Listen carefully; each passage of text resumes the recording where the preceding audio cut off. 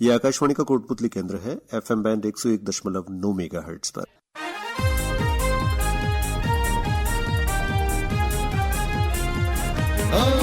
सबको खुशियां है देने आया, नई सौगात लेके आया, विकास की बातें करने आया, मनोरंजन का पिटारा खोलने आया, सबको अपना बनाने ये है आया। Kotputli FM 101.9, Kotputli FM 101.9, Kotputli FM 101.9 FM। श्रोताओं, आप सुन रहे हैं कार्यक्रम कोटपुतली डायरी और मैं हूं आपके साथ विकास वर्मा। श्रोताओं, हर युवा का सपना होता है कि वो उच्च पदों पर पहुंचे, अफसर बने, और इसके लिए वो जी तोड़ मेहनत करता है। और जब उसकी मेहनत सफल होती है तो ना केवल उसको खुशी होती है बल्कि परिवार को, समाज को भरपूर खुशी मिलती है और साथ ही साथ देश को भी उसका लाभ मिलता है। और आज हमारे साथ हैं करण यादव जी, जो हरियाणा में नारनौल से हैं और यूपीएससी में इनको 750वीं रैंक हासिल हुई है। सर, बहुत बहुत स्वागत है आपका आकाशवाणी स्टूडियो में। नमस्कार सर, सबसे पहले तो हमारे श्रोताओं को आप अपना थोड़ा परिचय बताएं। मेरा नाम करण यादव है। मैंने अपनी ग्रेजुएशन की पढ़ाई हिंदू कॉलेज दिल्ली विश्वविद्यालय से की है। इस साल मेरा यूपीएससी में सिलेक्शन हुआ है और मेरे को 750 रैंक मिला है। कैसा महसूस कर रहे हैं? काफ़ी अच्छा महसूस हो रहा है। मुझे मेरी पढ़ाई पे, फैमिली पे जो सपोर्ट मेरे को मिला है उस सभी का फल मिला, तो मुझे बहुत अच्छा महसूस हो रहा है। जब तक सर कामयाबी नहीं मिलती तब तक हम ये मान के चलते हैं कि हमारी मेहनत निष्फल है, कामयाब नहीं हो रहे हैं। आपने कब कब तैयारी की और कौन सी बार में आपको ये सफलता प्राप्त हुई, ये जरूर जानना चाहेंगे।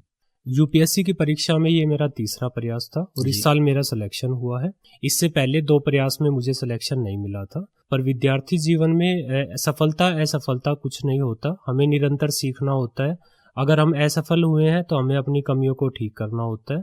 तो ऐसे हम अगर अपनी कमियां ठीक करते रहे और निरंतर बढ़ते रहे तो हम सफल हो जाते हैं। बिल्कुल, हम यही सुनना चाह रहे थे और हम अपने युवा साथियों को भी यही बताना चाह रहे थे कि सफलता और असफलता कहीं मायने नहीं रखती है। लगातार जब हम मेहनत करते हैं तो उसका फल हमें जरूर मिलता है। सर, तो सबसे पहले आप इस यात्रा के बारे में बताएं कि यूपीएससी तक पहुंचने में आपने किस तरह से तैयारी की? 12वीं की पढ़ाई के बाद मुझे दिल्ली के बहुत अच्छे संस्थान में पढ़ने का मौका मिला, हिंदू कॉलेज। वहाँ मैंने अपने सीनियर से सीख ली, उनके कदमों पे चला, उनसे मोटिवेट हुआ और यूपीएससी की तैयारी करने का सोचा। उसके बाद मैंने खुद से पढ़ाई करना स्टार्ट किया और मैंने बिना किसी कोचिंग की हेल्प से प्रयास किए, निरंतर सवालों को सोल्व किया, जानने की इच्छा रखी, जीके की तैयारी की और इस कारण मैं अपनी पढ़ाई को पूरा कर पाया और यूपीएससी का एग्जाम क्लियर कर पाया। जी करण जी, जैसा कि अभी आपने बताया कि आपने सेल्फ स्टडी की, कहीं से कोई कोचिंग वगैरह नहीं ली, लेकिन आमतौर पर यह देखा जाता है और साथ में अगर आज हम बात करें पेरेंट्स की भी कि हम अपने बच्चे को कहीं कोचिंग सेंटर में भेजें या कहीं उसे किसी के संरक्षण में कोचिंग दिलाई जाए ताकि उसे सफलता मिल सके, लेकिन आपने बताया कि सेल्फ स्टडी की। तो कितने घंटों की जैसे पढ़ाई आप रोज किया करते थे और क्या मापदंड होते थे अपनी रणनीति को लेकर के? मेरा यह मानना है कि पढ़ाई में खुद का, स्वयं का ज़्यादा रोल होता है बजाय कि कोचिंग इंस्टीट्यूट्स का। हमें किताबों पे ध्यान देना चाहिए। मैंने 8 से 10 घंटा पढ़ाई करके अपनी तैयारी को किया। इसके अलावा मैंने सभी सोर्सेज से, सभी स्रोतों से किताबें जुटाई, इंफॉर्मेशन जुटाई और वहाँ से नॉलेज इकट्ठा की और उसकी वजह से मैं अपनी तैयारी को अच्छे से कर पाया। अभी आपने बताया कि आपका ये तीसरा प्रयास था, तो इससे पहले तैयारी के दौरान कभी आपको ऐसा लगा कि हार मान लेनी चाहिए या कोई दूसरे साइड में किसी दूसरी विषय की तैयारी करनी चाहिए? मैंने कॉलेज टाइम से ही ये मन बना लिया था कि मुझे यूपीएससी की परीक्षा पास करनी है। हार मानना ये किसी भी चीज़ का कोई सॉल्यूशन नहीं होता। हमें निरंतर अपना प्रयास करना चाहिए, मेहनत करनी चाहिए। मेहनत हमेशा रंग लाती है और मेरे संदर्भ में भी कुछ ऐसा ही हुआ। मैं निरंतर मेहनत करता रहा, 2 बार असफल होने के बाद भी, तो तीसरी बार में मुझे सफलता मिली। ऐसा माना जाता है कि आदमी के निश्चय को दृढ़ बनाए रखने में किसी न किसी गुरु का योगदान होता है। मोटिवेशनल गुरु कोई ना कोई होता है जो उसके विश्वास को दृढ़ बनाता है। आपके इन विचारों को मजबूत बनाने के लिए, आपको अंदरूनी ताकत प्रदान करने के लिए आपके मोटिवेशनल गुरु कौन रहे? मैं किसी व्यक्ति विशेष का नाम तो इसमें नहीं ले पाऊंगा, बट मेरे परिवारगण और मेरे मित्रगण, उन्होंने निरंतर मेरे को मोटिवेट किया और हर तरीके से मेरी मदद की, जिसकी वजह से मैं हमेशा इस कार्य में लगा रहा और मेरा मन लगा रहा, जिससे मैं पास हो पाया।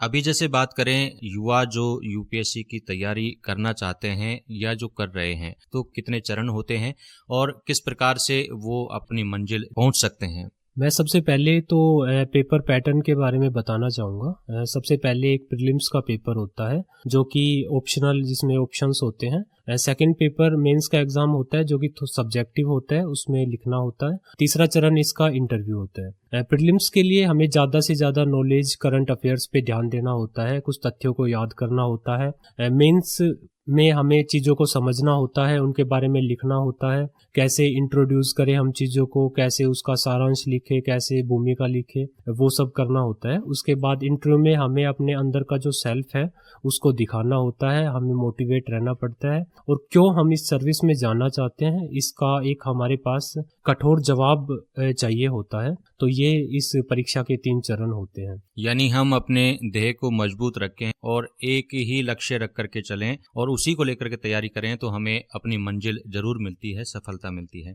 जैसे आपने बताया कि इस तैयारी में आपके परिवार का खास योगदान रहा, तो कमाने की हर कोई चाहत रखता है, तो कहीं ऐसा भी आया कि साइड जॉब भी करूं मैं? हाँ, मेरे परिवार की आर्थिक स्थिति भी कुछ ज़्यादा मजबूत नहीं थी, परंतु मैंने अपने लक्ष्य को पाने का पहले रखा किसी जॉब करने से, तो मैंने इसी की तैयारी में मैं जुटा रहा। परिवारगण और मित्रगण का सपोर्ट मेरे को मिलता रहा, जिसकी वजह से मुझे कभी ज़रूरत नहीं पड़ी इस चीज़ की। बट मेरा ये मानना है कि अपने प्रयास के लिए यदि अपने को कोई साइड जॉब भी करनी पड़े, उसके साथ भी हम इसकी तैयारी कर सकते हैं, यदि हमारे पास अच्छा मोटिवेशन हो और हमने लक्ष्य की समझ हो और उसको पाने की चाहत। तो जैसे अभी यूपीएससी क्लियर हुई है, आपने इंटरव्यू दिया है, इंटरव्यू के दौरान कोई ऐसा सवाल आया जो आपके लिए यादगार बन गया हो, बताना चाहें, हमारे युवाओं साथियों के साथ साझा करना चाहें? इंटरव्यू के दौरान एक सवाल मुझसे पूछा गया जो कि मेरे दिल के बहुत करीब था। मैंने प्रेफरेंस लिस्ट में, सर्विस प्रेफरेंस में आईपीएस को अपनी पहली चॉइस प्रेफर किया था और मेरे से ये सवाल पूछा गया कि आप आईपीएस क्यों बनना चाहते हैं, जबकि अधिकतम बच्चे आईएएस के लिए प्रेफर करते हैं। पुलिसिंग, जनता के बीच रहना, उनके लिए काम करना, सीधा उनके ज़िंदगी को प्रभावित करना। किसी भी व्यक्ति को सबसे पहले कोई कठिनाई आती है तो वो पुलिस के पास जाता है और वो उससे बहुत ज़्यादा लगाव रखता है, मानता है कि वहाँ उसको न्याय मिलेगा। ये चीज़ मेरे को बहुत प्रभावित किया और ये प्रश्न मेरे को हमेशा याद रहेगा, क्योंकि यही मेरा मोटिवेशन का सोर्स सबसे बड़ा है। बिल्कुल, जैसा कि आपने बताया कि आपकी चॉइस आईपीएस थी, तो इसी से जुड़ा हुआ सवाल तो हम भी करना चाहेंगे, क्योंकि हरियाणा के लिए ये माना जाता है कि वहाँ खेल खिलाड़ी और पुलिस में यानी वर्दी की नौकरी के लिए युवा इसकी तैयारी करते रहते हैं। तो हरियाणा में ऐसा क्या है कि खेल की तरफ ही ज़्यादा रुझान है या फिर फौज की तरफ ही ज़्यादा रुझान देखने को मिलता है? इसके कुछ ऐतिहासिक कारण हैं, कुछ कल्चरल रीज़न भी हैं और उसके अलावा कुछ सरकारी और पॉलिटिकल रीजंस भी। ऐतिहासिक कारणों में हरियाणा प्रदेश हमेशा से, हरियाणा राजस्थान जैसे प्रदेश हमेशा से सेना में भर्ती होते रहे हैं, जिसकी वजह से अगली पीढ़ी को वहां जाने में मोटिवेशन मिलता है। कल्चरल इसका रीज़न ये है कि अखाड़े होते हैं, कुश्ती होती हैं, दंगल होती हैं, तो वहाँ से खेल कूद को प्रमोशन मिलता है। उसके अलावा पॉलिटिकल रीजंस, राज्य सरकारें, हरियाणा, पंजाब, राजस्थान जैसी राज्य सरकारें खेल कूद को प्रमोट करने के लिए धनराशि या फिर ट्रेनिंग वगैरह व्यवस्थाएं देती हैं, तो जिसकी वजह से वहाँ पे ज़्यादा इनका चलन होता है, युवाओं का रुझान बढ़ता है। तो करण जी, जैसे कि अभी आपने जिक्र किया कबड्डी का, तो मुझे याद आया कि जब हम आपको आमंत्रित कर रहे थे आकाशवाणी के इंटरव्यू के लिए, तो हमने देखा कि कबड्डी में आपका भी इंटरेस्ट रहा है। तो क्या कहना चाहेंगे अपने इस खेल के बारे में? कभी कहीं आपने पार्टिसिपेट किया हो या किस तरह से कबड्डी को आप प्राथमिकता देते हैं? कबड्डी खेल मेरे दिल के बहुत करीब है, क्योंकि ये सिर्फ एक शारीरिक खेल नहीं, इससे मानसिक भी हमारा मजबूत होता है, क्योंकि हमारे दोस्तों के बीच में जिनके साथ खेलते हैं, प्लेयर्स के बीच में कोऑर्डिनेशन बढ़ता है। उसके अलावा हमारी डिसीजन मेकिंग पावर, कितनी जल्दी हम डिसीजन ले पाते हैं फील्ड पे, तो वो सभी जगह इम्प्रूव होती है। वो पढ़ाई में भी वो गुण आ जाते हैं। उसके अलावा एक शारीरिक अच्छा गेम है, कसरत हो जाती है, एक्सरसाइज हो जाती है। तो कबड्डी मेरे को बहुत पसंद है। मैं इसको रोज खेलता हूँ और ये हमारे शरीर को योगा जैसे चीज़ों की तरह ही ये हमारे शरीर को मजबूत और अच्छा बनाए रखता है। करण जी, हमने सुना है कि आपको फोटोग्राफी का भी बहुत अच्छा शौक रहा है और आपने इसको लेकर के पार्टिसिपेट भी किया हुआ है कई जगह। तो क्या कहना चाहेंगे, फोटोग्राफी और फिर आपका यूपीएससी, कबड्डी कैसे आप मैनेज करते हैं अपने आप? फोटोग्राफी मेरी एक हॉबी है। ये मैंने कॉलेज के दौरान स्टार्ट की थी। फोटोग्राफी पढ़ाई से दूर मुझे एक अलग दुनिया दिखाता है। हम वो चीज़ें देख पाते हैं फोटोग्राफी में जो हम वैसे आम दिन में हम उस पे गौर नहीं करते। पेड़, पत्ते, फूल, बारिश, आसमान, बादल, ये सब कुछ जिससे हमारा मन लगा रहता है। हम पर्यावरण के करीब रहते हैं, हमारा मानसिक स्थिति भी अच्छी रहती है। तो फोटोग्राफी ने मेरी बहुत हेल्प की मेरी मानसिक स्थिति को मजबूत बनाए रखने। तो देखिए श्रोताओं, आज हमारे साथ हैं करण यादव जी, जो नारनौल से हैं और यूपीएससी क्लियर की है, 750वीं रैंक हासिल की है, समाज और देश का नाम रोशन किया है। आज हम इनसे चर्चा कर रहे हैं। सर, हमारे युवाओं को कोई खास संदेश आप देना चाहें? मैं मेरे सभी युवा साथियों के लिए कहना चाहूँगा कि सबसे पहले हम एक लक्ष्य का निर्धारण करें, उसके बाद अपने उस लक्ष्य में निरंतर जुड़े रहें। हमें खुद से अलावा हमारे देश के लिए, हमारे राज्य के लिए, हमारे समाज के लिए सोचना चाहिए ताकि हम अच्छी सर्विसेज ज्वाइन करके हमारे समाज को आगे बढ़ा पाएं। इस दौर में हम 2047 तक भारत को एक विकसित देश बनाना चाह रहे हैं, तो युवाओं को बढ़ चढ़कर हिस्सा लेना होगा एडमिनिस्ट्रेशन में, हर तरीके से अपने देश को प्रमोट करने के लिए, आगे बढ़ाने के लिए। चलते चलते एक सवाल मैं जरूर लेना चाहूँगा कि आजकल जैसे सोशल मीडिया का ज़माना है और मोबाइल्स पर दिखाई देता है, तो क्या कहना चाहेंगे सोशल मीडिया और युवाओं के बारे में?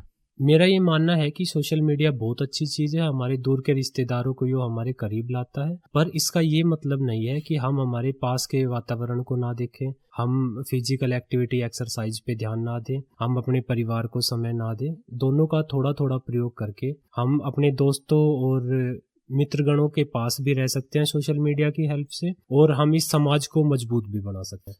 बहुत बहुत धन्यवाद करण जी। तो श्रोताओं, देखिए, जैसा कि करण जी ने बताया कि सोशल मीडिया का उपयोग अगर सही तरीके से किया जाए तो सही है, और किसी भी लक्ष्य की प्राप्ति जब भी हो सकती है जब आप उसे लक्ष्य मान करके और उसकी तैयारी में जुटे रहें, तो सफलता आपको जरूर मिलती है, मंजिल तक आप जरूर पहुंचते हैं। हमारी बातचीत का आज सारांश यही था। करण जी, आपको आज आकाशवाणी स्टूडियो पधारने के लिए और हमारे श्रोताओं से बेहतरीन बातचीत के लिए बहुत बहुत धन्यवाद।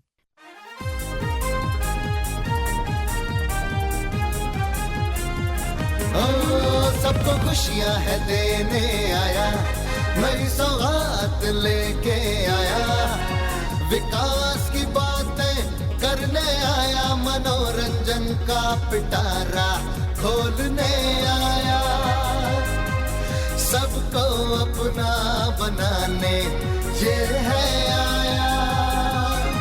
Kotputli FM 101.9, Kotputli FM 101.9, Kotputli FM 101.9, 101.9।